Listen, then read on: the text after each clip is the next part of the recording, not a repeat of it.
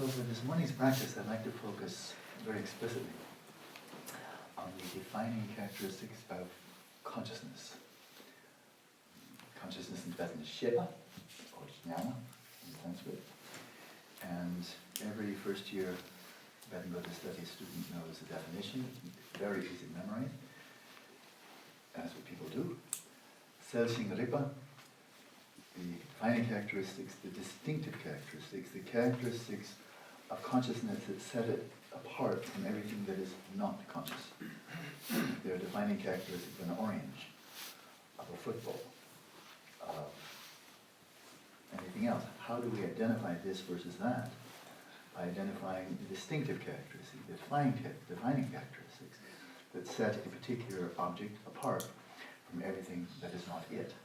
Now, I want to give a very short talk about this and then go to the much more challenging endeavor of seeking to identify experientially the reference of each of these terms. Anybody can say luminosity or clarity and awareness, luminosity and cognizance. That's easy. But do we know what we're talking about? Do we have a very clear experiential sense? What's the reference of luminosity? So I'll tell you in words. That's like talking about chocolate. And no more chocolate, please. It's like talking about what they're talking about, although you could probably write your own book. This happens in philosophy all the time. Two legitimate ways of interpreting it. It's translated as luminous, as clear. Those are the two primary translations of self. No attribute is no material attribute. It's not composed of atoms. It has no mass, no charge, no spin, no momentum, no location. It's not physical. It has no material absence. So therefore it's clear of, that is devoid of materiality, like space. Space itself is devoid of materiality. It's not composed of atoms of matter. That's one meaning. It illuminates all appearances, all experiences. It is consciousness alone that makes appearances manifest. Not neurons, not photons, not sound waves, not anything else. And so the fact that we can see colors, that we can hear sounds, that we can use emotion for doing so is called luminosity. On it, you can very strongly infer there must be a projector. Something is illuminating the screen, right? That's more interesting than that. I thought this would be short, but it's always hard to be short. I love this thought experiment. And that is, imagine being in that they can make. They put you in a saline solution that is body temperature, so you have very little in the way of sensory, a tactile or somatic experience. But now let's go for a perfect one. In other words, they don't exist, but as a thought experiment. Imagine you've gone into a sensory deprivation tank where there's no signal from any of the five senses. No sound, sight, and so forth. Wave his wand, totally silent. Totally silent, like no signal of appearances, chit-chat, noise, just, Om Alam Ahum Pet. To remember that mantra, it's a very special one. And your mind just goes totally silent. Now, just to make this a really good thought experiment, imagine you've just down 3 cappuccinos just before you went in. So there's no chance of you falling asleep, no dullness, no drowsiness. You're like a little chipmunk on steroids. In other words, the cappuccino were to make sure that the clarity aspect, that is, you're vivid, you're bright, you're awake, right? Not falling into laxity, dullness. But you're wide awake, vividly awake. You've got a buzz on because of all those cappuccinos, right? So now what are you aware of? You know you're not dead. Dead as in materialistic notion of dead, like non-existent. You just have 3 cappuccinos, for heaven's sakes. Right? And maybe even see. Maybe you see, you're in the sensory deprivation tank, and really good facsimile of dying. And everything's shut down, but you're dying losing something that looks an awful lot like the substrate in terms of the sheer absence of any appearances whatsoever, sensory or mental. At the same time, you're not clarity, and then stripped you of all signals. Six fields of experience. So what are you experiencing? And your mind is totally silent. No images, no flickering, just flat. You're experiencing cognizance in the sense that you know full well that you're not non-existent. You're not in a coma. You're not out. You're not unconscious. You are conscious. No appearances. And yet, 3 cappuccinos, you're very bright, you're wide awake. So what now is the referent of the word luminosity itself? And what is cognizance? What do you know? But there's the word Ripa, it means awareness, it means cognizance. So I'm translating it as cognizance here. What do you know? That's knowing. That's stripped down nuclear knowing. That's the knowing of knowing, as Sogyur Rinpoche calls it. Nice phrase. Okay? Well, that would be interesting to do. We don't have the mantra, we don't have Alan Namolan, we don't have the end of the out, we don't have perfect central deafening, but we will die. So we'll have that opportunity, right? It's part of the dying process. The only question is whether we enter into that dying process and go through it lucidly or non-lucidly. Most people go non-lucidly. They've had no preparation whatsoever. They spent their whole lives focusing on objects. Suddenly they have no objects, they go unconscious. Too bad. They missed the last page of the novel of their lives. So that's what I'd like to do now, is no sensory deprivation tank, no magic wand or mantra. But that stripped down, bare nuclear cognizance and luminosity, that's present right now. It's not something you get later if you get to go into a sense of perfect sensory deprivation tank. It's not achieved later, it's already there. Right? So can we tease it out? Can we so withdraw our awareness from appearances, from objects, from noise, from conceptualization? Strip it down right here and now, and clearly identify the reference, the term luminosity and cognizance. That's our homework for this morning. Get a comfortable position.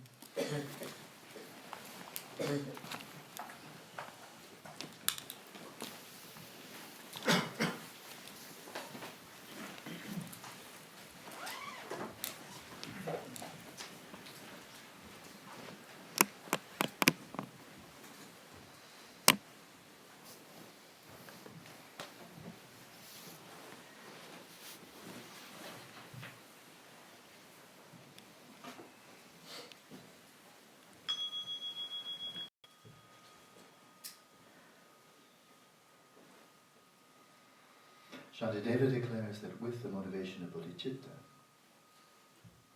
all of the first 5 of the 6 perfections, including, of course, so with his motivation,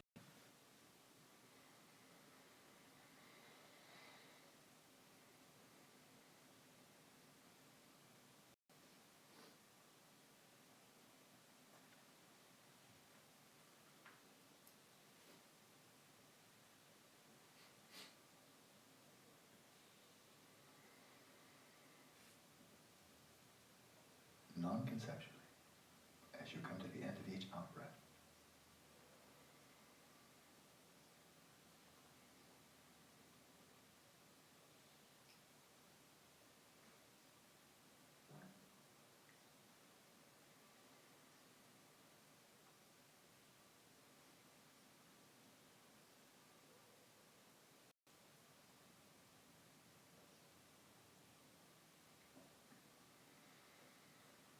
Then set your mind at ease by releasing all thoughts, all hopes and fears pertaining to the future and the past. Releasing all goals, hedonic and eudaimonic.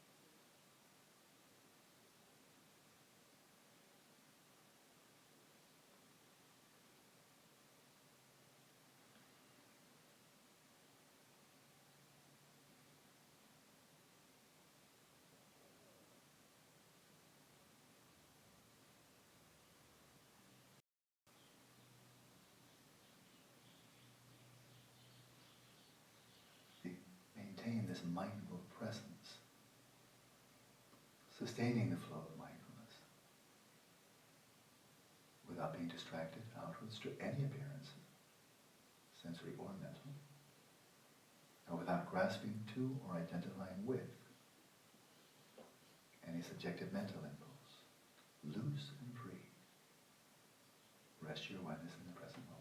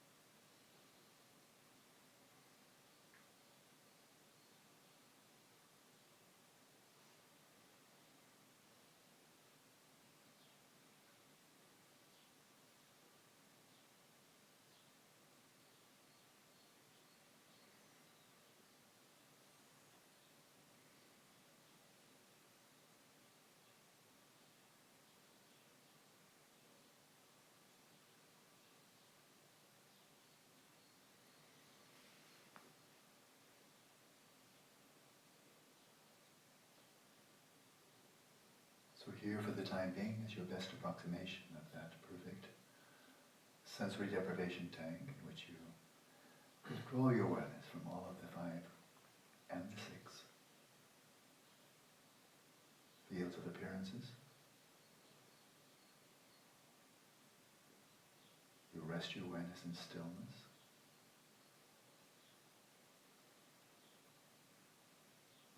And now we have these terms, this flow of consciousness that you're experiencing right now. As you invert your awareness right in upon it, or simply release all interest and attention given to any appearances.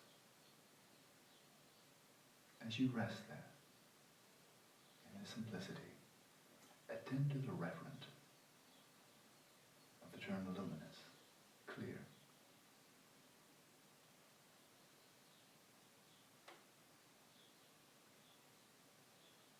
You heard the explanation of this term? Can you observe directly the referent?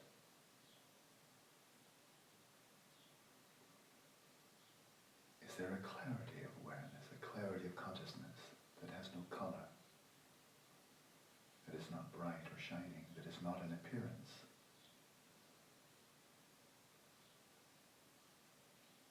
But is the very source of appearances? Examine closely.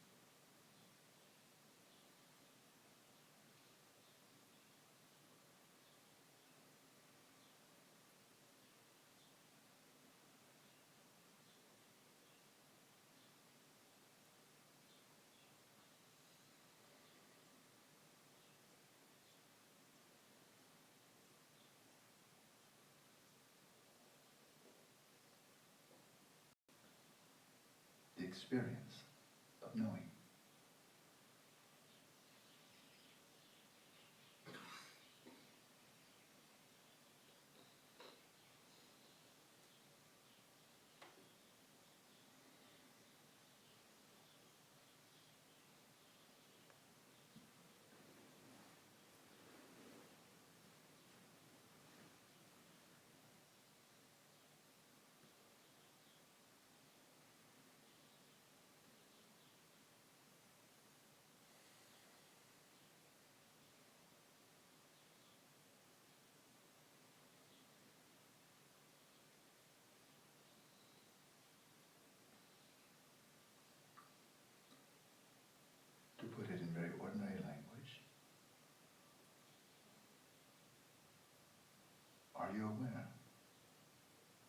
mind is clear.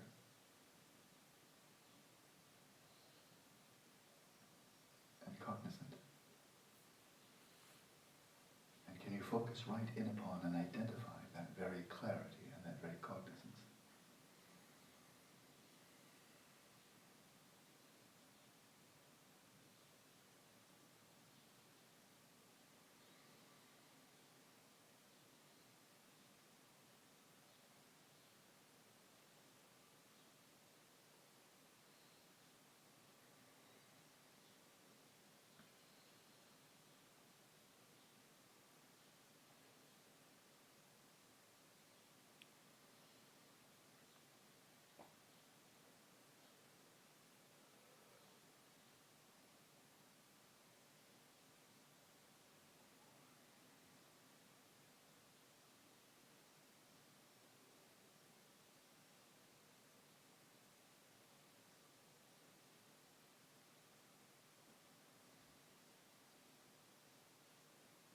And now focus, direct this flow of consciousness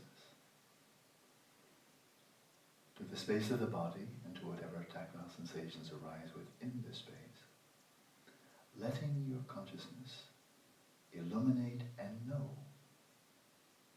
this space and whatever sensations and feelings arise within the space.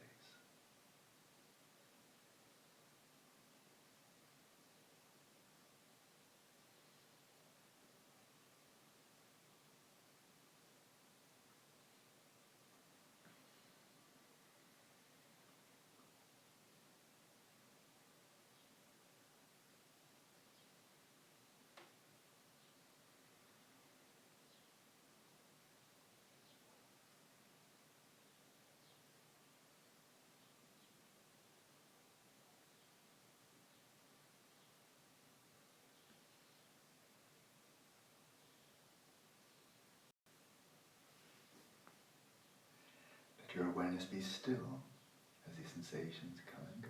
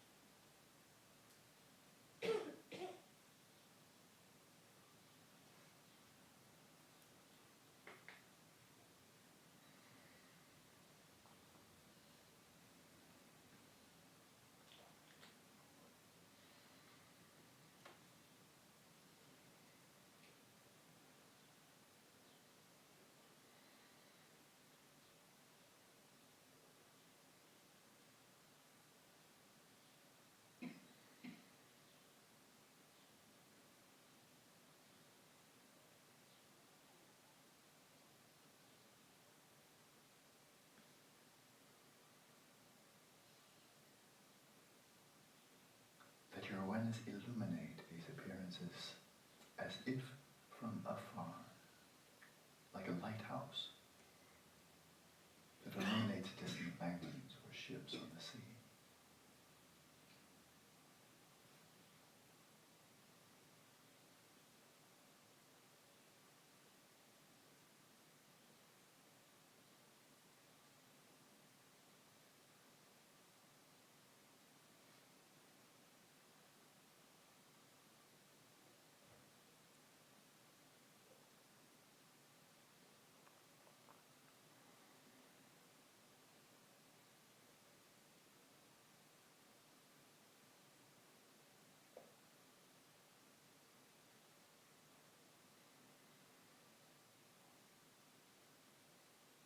Just the opposite of cognitive fusion, where your awareness merges, your very sense of identity merges with the sensations or feelings.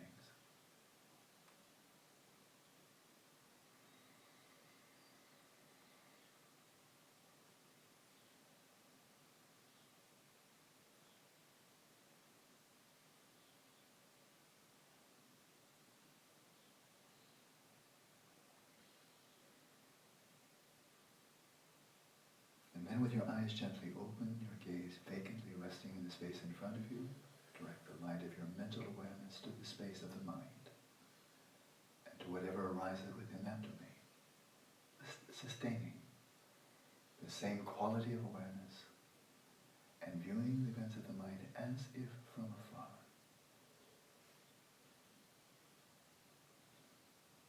Knowing and illuminating whatever arises within this mental domain.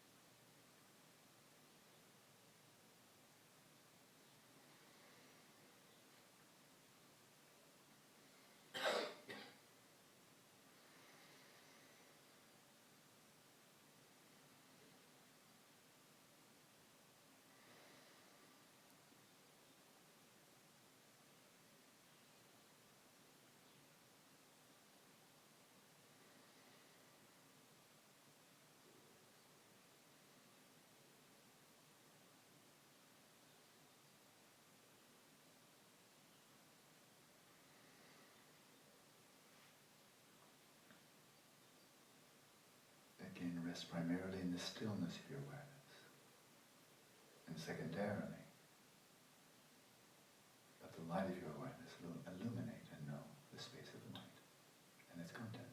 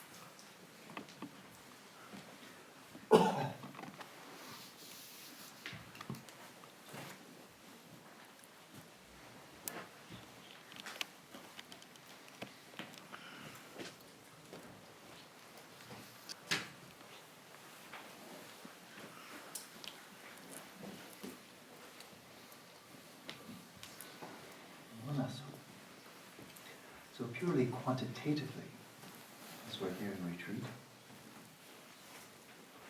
our between sessions are more important than our formal sessions on the cushion, just because we spend more time off the cushion.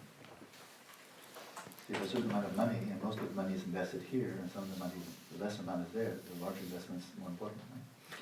And so, in that very simple metaphor of filling a bathtub and seeing the water elevate altogether evenly, the central challenge of being in retreat generally, just generally practicing altogether, is to evenly elevate the quality of awareness, both in terms of the heart, for measurables and so forth, but of course, cognitively as well. So we have our ruts that it is our task then to get out of in our expeditions. And one of the ruts, so obviously, is rumination, mind wandering, which is the rut of the world. So we're very familiar with that, but there's another subtler rut. It's an old habit, deeply ingrained habit, and that is of reifying everything we experience. Surrounding people, the environment, our thoughts, our bodies, and so forth. And there's a very good reason we reify, a very, very good reason. And that is everything appears. As I gaze over at Susan, she appears to me, I look at her and she appears to be over there. There's just like, of course, she has to be over there, that's how she looks, and everything else, right? And so as she or anyone else, as they appear to be existing from their own side, having their own distinctive characteristic, such as the impression is that my awareness of Susan is completely passive. Not me, I didn't do anything. I just opened up the mirror of my mind, and there she was. And what I'm seeing is what's there. And of course, if we get really stupid, then whatever preconceptions I have about Susan, my opinions about Susan, my projections about Susan, well, I'll just assume they're all there too. Because after all, I'm objective. So clearly that's delusional on multiple levels. Right? Susan, you just represented all of reality for me, because that's what we do. Yeah. And of course, it's not only external, it's internal. So appearances lie. Appearances lie. They're called gunzop. They totally mislead. They totally veil. They totally obscure. In the sense that this relative domain of reality obscures an underlying reality, which is emptiness, dharmadhatu, nirvana. So it is reality. The appearances do constitute a reality, relative truth, relative reality. They're not non-existent, of course they exist. But they obscure a deeper reality, a liberating reality. Whereas when we get fixated on, first of all, reify, and then respond with attachment, hostility, and so forth and so on, then that's how we spin ourselves indefinitely in this self-perpetuating cycle of samsara. So we'll need to get used to this. That is, something's not going to go away for a very long time, most likely. And that is the fact that appearances of phenomena arise or appear in a fashion that indicates or suggests that they do exist from their own side. Appearances appear to be existing from their own side. That's just the way it is. And according to the Buddhist teachings, they're going to continue to appear in this misleading fashion. Phenomena will appear to exist inherently existent, while in fact they are not. Well, they'll continue to appear in that way until we are 8th stage Arya Bodhisattvas. Long time. Right? Because it's called denam, true appearances, truly existent appearances, phenomena appearing as if they're truly existent, that mode of appearance. That's said to be a shetidippa, a cognitive obscuration. There are afflictive obscurations, there are cognitive obscurations, and arhat is free of all afflictive obscurations. And arhat is free of all mental afflictions, and therefore free of that whole domain, that very broad bandwidth of mental afflictions. So an arhat is totally free of those.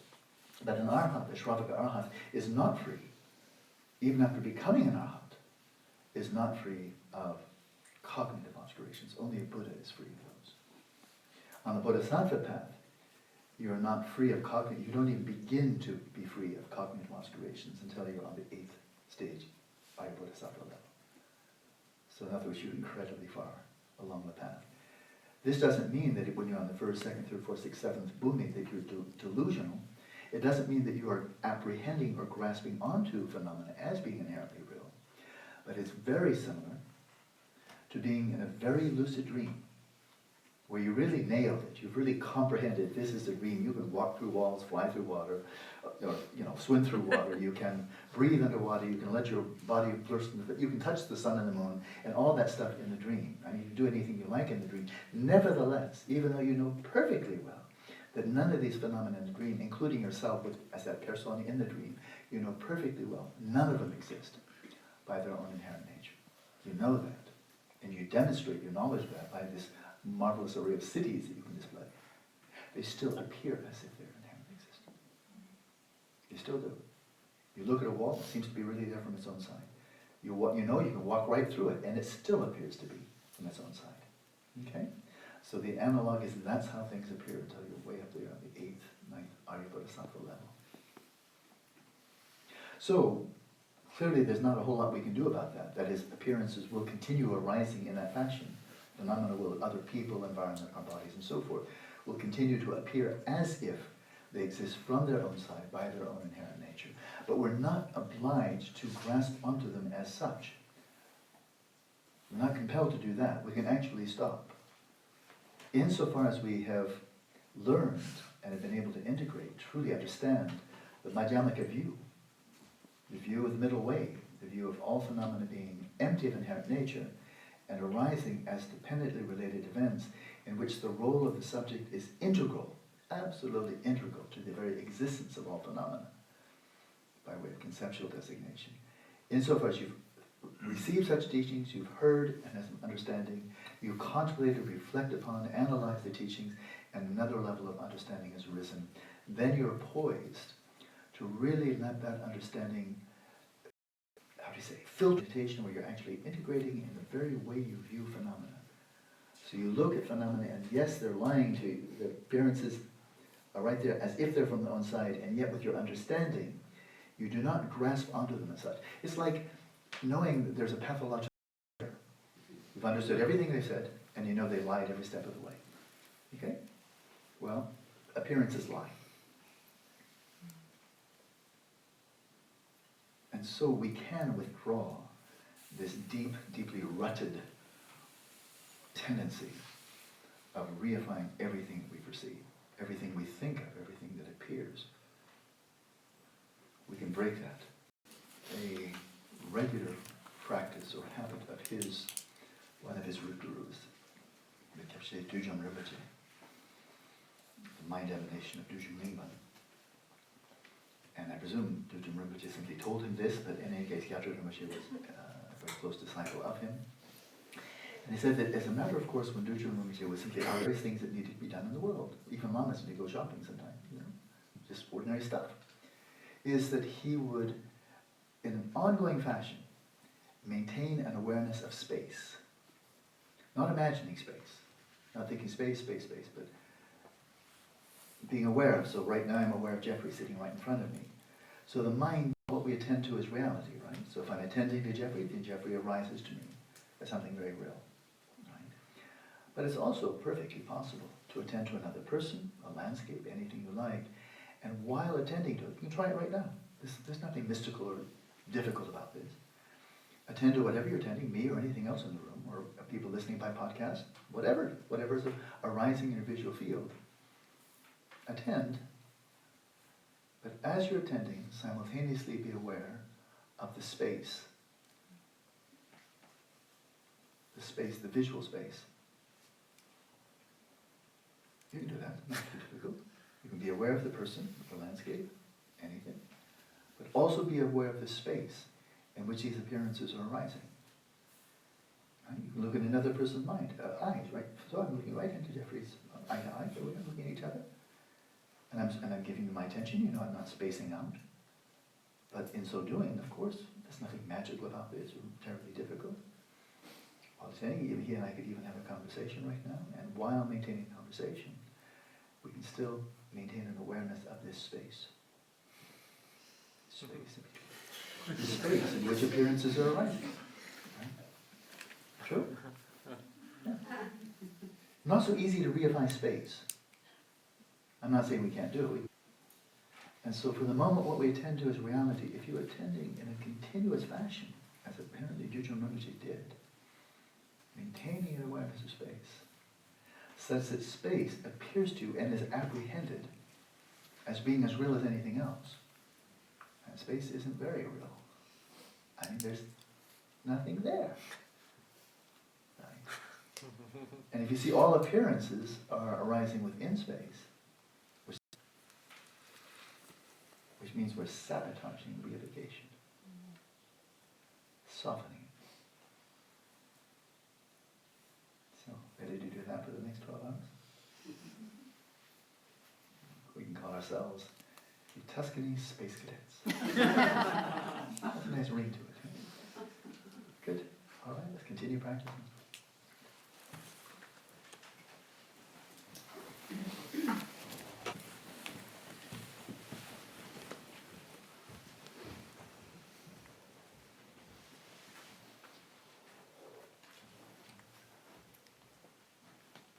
There's lots of it.